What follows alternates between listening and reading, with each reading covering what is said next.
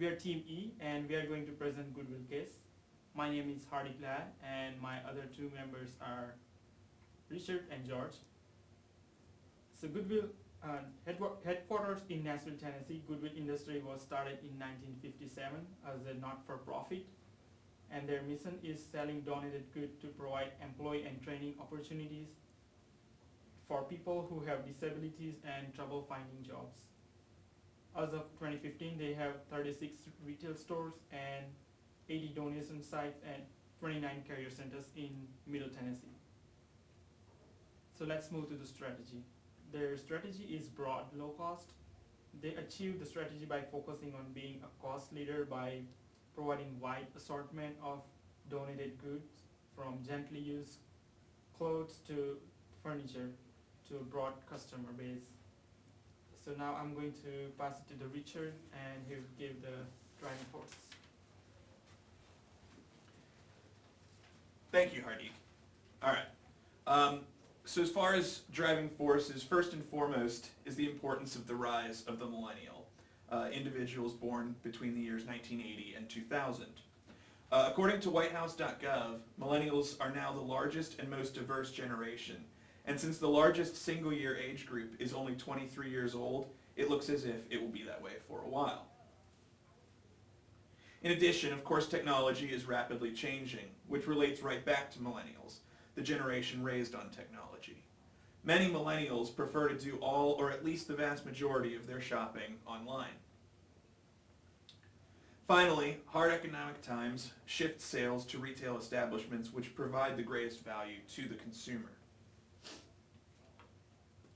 And so with that in mind, we have our key success factors. We believe that companies in the low-cost retail industry need to focus on three elements in order to be successful. They are the ability to engage millennials to become repeat customers, taking advantage of thrifty purchasing patterns and current fashion trends. Spreading awareness about online presence and utilizing current sources of information, such as Twitter and Facebook. And finally, providing low-cost, high-value goods to achieve greater market share. And so now we move on to our financial analysis. We have Goodwill's financial performance over the last 4 years. And what we noticed was that in 2014, we saw a pretty significant dip here in what we're calling gross operating and net profit margin, which would normally be sort of concerning. However, we think that Goodwill seems like a fairly healthy company, and we weren't really terribly concerned about the dip because we believe that it indicates that Goodwill gave more to the community, leaving less surplus. And so now George is going to present the SWOT analysis.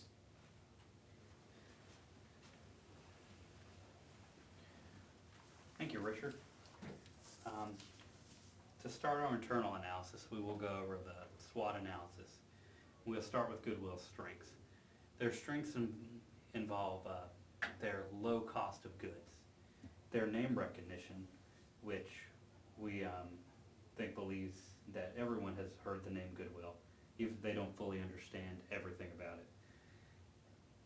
There are several locations in Middle Tennessee involving their 36 stores and 80 donation centers, are a good network of stores to do business within the area. Their weaknesses can include their low online presence, especially their presence on Amazon and eBay, where they are probably considered light at best. The brand identity, being able to find gems mixed with some of the junk, can be sometimes very concerning to Goodwill, and we want to make sure that our customers can find more gems. The presentation of stores can be lacking and can also be very cluttery, and we would like to address that as well. The opportunities of Goodwill include the emerging millennial market. As Richard alluded to, they are the most diverse new group of age group, and we want to make sure that we are able to cater to them as much as possible. The opportunity to increase our perceived value of goods is also there. the idea of finding more gems is very prevalent in this statement as well. The opportunity to have more online shopping avenues is also very great. There's a large internet market, and as we've stated before, the opportunity to cater to millennials through this market is very high. And threats to Goodwill include their intense low-cost competition, such as Walmart and Dollar General. The supply is based on donations, and even though we have this listed, we consider it a very low threat. The retailers who appeal to bigger spenders. Not all consumers are cost sensitive, and we want to make sure that we can offer the best product we can, even though we can't directly compete with the higher end stores. The next topic we're going to discuss is a managerial worry list. These are our top 5 things that we are concerned with and that Goodwill we think should be concerned with. Engaging millennials is the first one. We believe that this is the #1 thing that we should be worried and Goodwill should be worried about in this report. And we believe that if we can engage millennials, we can achieve a lot of the success that we believe Goodwill is looking for. The threat of low-cost competitors, as stated, are Walmart and Dollar General. This is a high priority target, and we want to make sure that we can provide the best value to our customers and better than those 2 chains can. The effective use of technology, as Richard stated, is very prevalent in the millennial generation. We want to make sure that we have a great online presence. We're using technology as much to our advantage as we can. The presentation of stores is also a large issue. We believe that they can be cluttery and can only have few good items in them. We want to make sure that we can provide the best experience for the customer when they come into our stores. The threat of higher end substitute products. As I described in the last slide, there are those consumers who are not as cost conscious. We want to make sure that we can cater to them as much way as we can. And all right, let's go to the first recommendation. As a pilot program for other universities, Goodwill should build a store on MTSC's campus that would serve the needs of the cost-sensitive college student and offer, in conjunction with Raiders Closet, that's our on-campus place for the underprivileged or lower income college students to get free professional attire and professional work clothes to those unable to afford them. We believe that this would build trust and branding with millennials that are on campus and also offers them the greatest convenience to shop in a physical location as close to their dorms and classes as possible. Let's do recommendation #2. Implement an aggressive rebranding campaign which would involve hiring Nashville native Taylor Swift as a celebrity spokesperson, developing a catchy slogan based on her lyrics. We, as in Goodwill, never go out of style.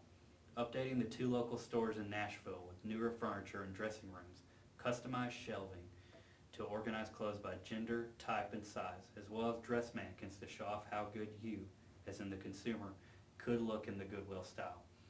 Further rollout can be implemented based on the success of these test stores.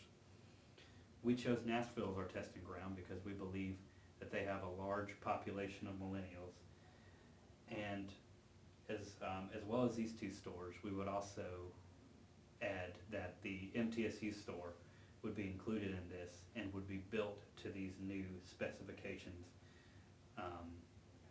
on inception. Let's do #3. Contact local app developer Motiva to create a smartphone tablet application specific to Goodwill Industries of Middle Tennessee. Based on analysis of the Goodwill app, the new app should be user-friendly, have fully integrated and interactive location services, shopping bidding functions connected to the Goodwill websites, cash donations, and interactive summary of donation for tax purposes, personal account information such as user total points and other valuable information. Based on my analysis of the overall Goodwill app, I found it to be a little bit clunky and unintuitive and provided mostly information.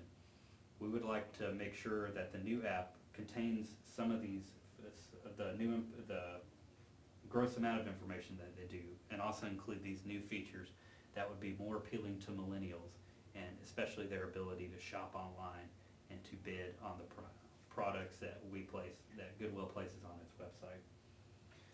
And in summary, I'd just like to say that we believe that the success of the Goodwill store can be achieved by catering to millennials, using the technology to our advantage, and making sure that when they come to Goodwill, that they are always able to find their style.